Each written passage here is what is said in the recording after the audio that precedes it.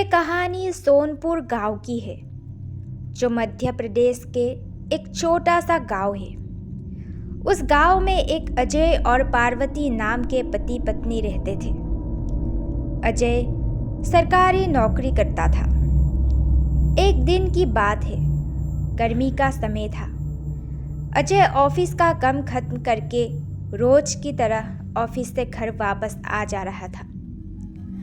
रास्ते में एक बाजार पड़ता था, तो उसने सोचा कि घर जाते जाते कुछ सब्जी लेते चलो।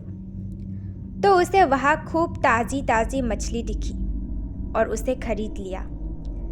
इसके अलावा और कुछ सामान लेने लगा। सामान लेते लेते उसे समय का पता ही नहीं चला। काफ़ी अंधेरा हो चुका था। घर थोड़ा दूर था, तो उसने सोचा कि सीधे सीधे रास्ते से जाऊंगा तो और काफ़ी रात हो जाएगी, इसलिए आज जंगल के रास्ते से जाता हूँ, जल्दी पहुँच जाऊंगा। वो जंगल की ओर अपनी गाड़ी घुमाता है। काफ़ी अंधेरा हो चुका था और अजय तेज़ गति से गाड़ी चला रहा था। थोड़ी देर बाद उसके गाड़ी के सामने एक औरत आ गई और अजय झटके से ब्रेक मारते हुए गाड़ी रोक दिया। अजय उस औरत को देखा। वो औरत ने बड़ी सी घूंघट डाल रखी थी और जोर जोर से रो रही थी। अजय उससे पूछा कि कौन हो तुम और तुम्हारा घर कहाँ है? इतनी रात को इस घने जंगल में क्या कर रही हो? लेकिन वो अजय के कोई भी सवाल का जवाब नहीं दे रही थी और बस रोए जा रही थी। उसके रोने से ऐसा लग रहा था कि पूरा जंगल ही गूंज रहा हो। अजय ने सोचा कि शायद किसी मजदूर की पत्नी होगी जो रास्ता भटक गई है। रास्ता बहुत ही सुनसान था, इसलिए उसने सोचा कि इस औरत की मदद किया जाए। फिर अजय ने बोला कि तुम मेरे साथ मेरे घर चलो, सुबह होते ही तुम्हें तुम्हारे घर छोड़ दूंगा। वो अजय के साथ घर चलने के लिए तैयार हो गई और गाड़ी के पीछे बैठ गई। रीति रिवाज के कारण उसने अपने सिर पर घूंघट डाल रखा था, जिसकी वजह से उसका चेहरा छुपा हुआ था। काफ़ी रात हो गया, तो घर पर अजय की पत्नी उसका इंतज़ार कर रही थी। जैसे ही घर के बाहर गाड़ी की आवाज़ सुनाई दिया, वैसे ही पार्वती दौड़कर बाहर आई। उसने अजय के साथ एक औरत को देखा तो उसने अजय से पूछा कि ये कौन है? अजय ने सारी कहानी पार्वती को बताया। पार्वती की तबीयत थोड़ी खराब थी, इसलिए वो खाना नहीं बना पाई थी। वो अजय ने बोला, तुम आराम करो, आज का खाना यही बना देगी। लेकिन पार्वती को उस औरत पर शक हो गया था।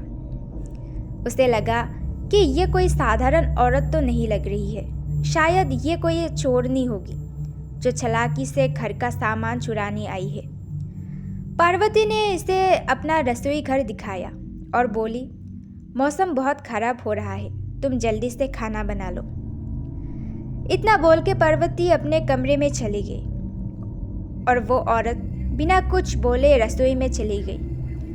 थोड़ी देर बाद रसोई में से बहुत ही अजीब अजीब आवाज़ें आने लगी। पार्वती उस आवाज़ को सुनकर सोचने लगी कि ये कैसी आवाज़ें आ रही है। फिर उसने सोचा, शायद मौसम खराब है, इसके वजह से आ रही होगी। लेकिन उस औरत को लेकर उसका मन अभी भी शांत नहीं था। जब पार्वती 20 मिनट बाद दोबारा रसोई में गई तो देखी कि वो औरत अभी चुपचाप बैठी ही थी। पार्वती को यह देखकर बहुत गुस्सा आया और पार्वती चिल्लाकर बोली, अभी तक तुमने खाना बनाना शुरू भी नहीं किया है, जल्दी बनाओ, खाना सबको भूख लगी है। उस औरत ने कुछ भी जवाब नहीं दिया और चुपचाप अपना चेहरा ढक कर बैठी थी। पार्वती ने कितने बार उसका चेहरा देखने की कोशिश की, लेकिन देख नहीं पा रही थी। पार्वती ने फिर उससे कहा, चलो अब जल्दी से खाना बना लो, अगर किसी चीज़ की ज़रूरत पड़ी तो मुझे बुला लेना। लेकिन फिर भी वो कुछ नहीं बोली। पार्वती को लगा कि शायद ये अनजान लोग से डर रही है, इसलिए नहीं बोल रही है। पार्वती रसोई से चली गई, लेकिन जब 10 मिनट बाद वो फिर वापस आई तो रसोई का दृश्य देखकर वो डर गई।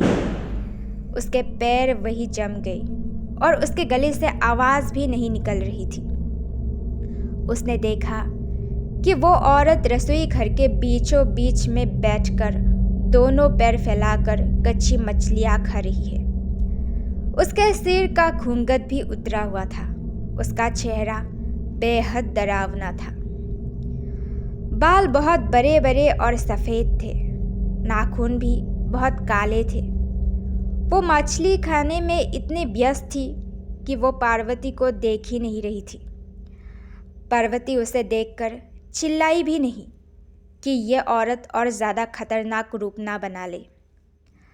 पार्वती ने धीरे से एक थाली उठाई और चूल्हे में जलता हुआ कोयला उठाकर उसके तरफ दौड़कर उसके ऊपर गर्म कोयला फेंक दी। आग की जलन की वजह से वो जोर जोर से चिल्लाने लगी। उसकी आवाज़ इतनी तेज थी कि उसे सुनकर सारा गांव इकट्ठा हो गया। पार्वती ने उसे आग दिखा कर अपने घर से बाहर की। वो आग के डर से सीधा जंगल की ओर भाग गई। वो औरत असल में एक डायन थी, जिसको अजय ने अपने ही घर में खुद ही घुसा लिया था। उस दिन उसकी पत्नी पार्वती की साहसीपन की वजह से वो और उसका घर किसी तरह सुरक्षित रह गया, वरना उस दिन उनके साथ क्या होता वो तो हम कल्पना भी नहीं कर सकते थे।